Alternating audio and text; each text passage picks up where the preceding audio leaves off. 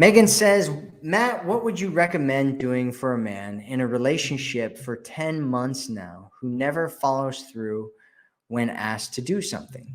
Even as simple as a selfie, it's like pulling teeth. Well, if he's always doing this, right? It's like those people, right? I'm one of those people who is on time all the time, right? I'm always on time. I'm usually 5 minutes early. Sometimes I'm 15 minutes early, right? Because I have like this weird thing where I got to show up on time all the time. I usually make best friends with people that show up late all the time. I don't know why. It's like one of those opposites attract things. My best friend in college was like a late all the time kind of guy.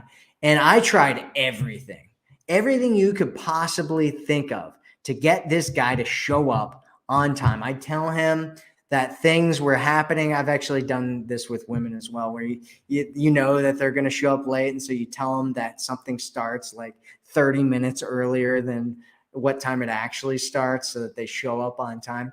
He would show up on time to things when I'd tell him the wrong times. And then he would find out he was early and he would leave. And then he would come back 10 minutes late. Like he couldn't show up on time. It was just like literally impossible for him. And so, I mean, you can do things like you can try to train this guy and you can, do all of these different things with them, but it's you can tell them how important it is. You can, tell them that it's really attractive to you. You can, tell him how you feel when he doesn't follow through with things. But ultimately, if this is a long-term pattern that he does, which it sounds like it is, then this is probably something that you're going to have to deal with for the rest of the time that you're dating him. Unless he is willing to, unless you put a lot, I mean, you can put a lot of leverage on somebody. Like there's, if you're not familiar, there's a guy named Tony Robbins, and he does lasting change, right? His whole thing is about lasting change. And it's about getting leverage, right? Like putting a person through a lot of pain and then giving them like this pleasurable like direction to go to. But you got to be really skilled in psychological verbiage, right? You have to be incredibly good linguistically in order to pull that kind of stuff off.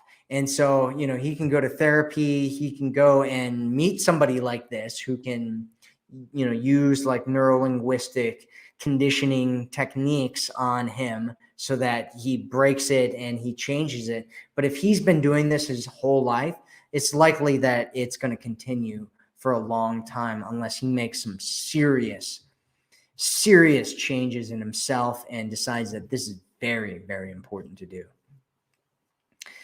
It's a good question, Megan, but it's one of those things, right? You want to change somebody, right?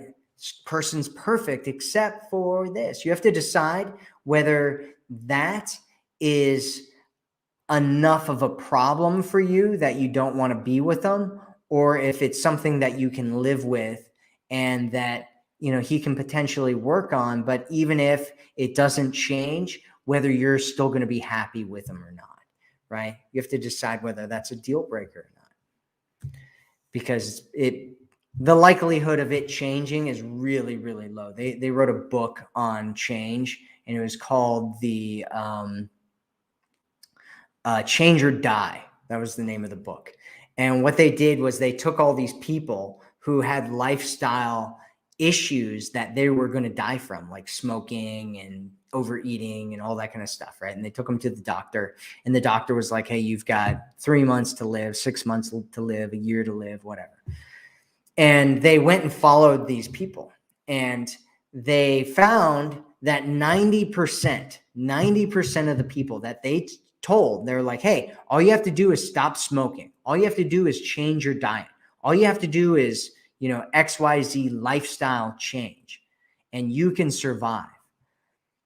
All you have to do is that. And what they found was that 90% of the people that were told that didn't change, right? They would rather die than change their lifestyle, right? That's how ingrained somebody is into doing one thing and not changing at all. And so this whole idea where you're like, oh, how do I do something about this? It's like, Most people would rather die than change. So can we change? Absolutely.